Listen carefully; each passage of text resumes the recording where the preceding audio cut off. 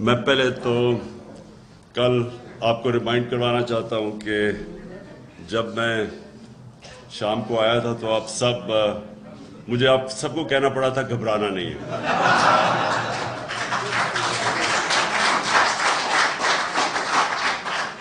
اصل میں دیکھیں، میں ذرا آپ کو سمجھانا چاہتا ہوں کہ یہ ہوا کیا ہے، کیونکہ ابھی تک وہ اپوزیشن کو سمجھ نہیں آ رہی ہوا کیا ہے.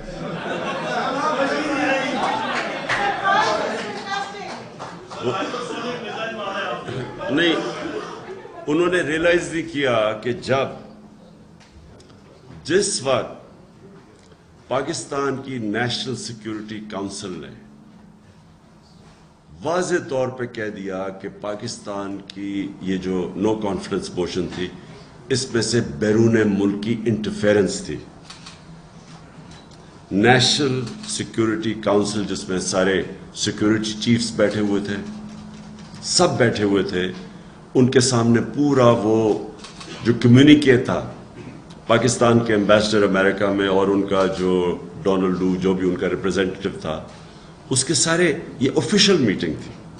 اس آفیشیل میٹنگ کے نوٹ ٹیکرز بیٹھے ہوئے تھے دونوں طرف، اور وہ منٹس وہ جو کنورسیشن تھا ہمارے ایمبیسڈر اور ان کے آفیشل کا، وہ سارا کنورسیشن پھر جب بتایا گیا ہماری نیشنل سیکیورٹی کونسل میں، تو پھر اس کے بعد منٹس جاری کیے گئے.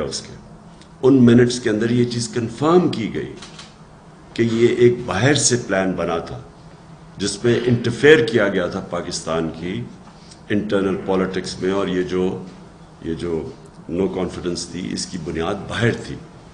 ہم نے وہ چیزیں لکھی نہیں وہاں کہ کیسے یہاں ایمبیسی کے لوگ مل رہے تھے، جو لوگ ہمارے سے جب چھوڑ کے گئے، جو لوٹا ہوئے، تو ان کو باقاعدہ ایمبیسی کے لوگ ملتے تھے. ان کا کیا کام تھا؟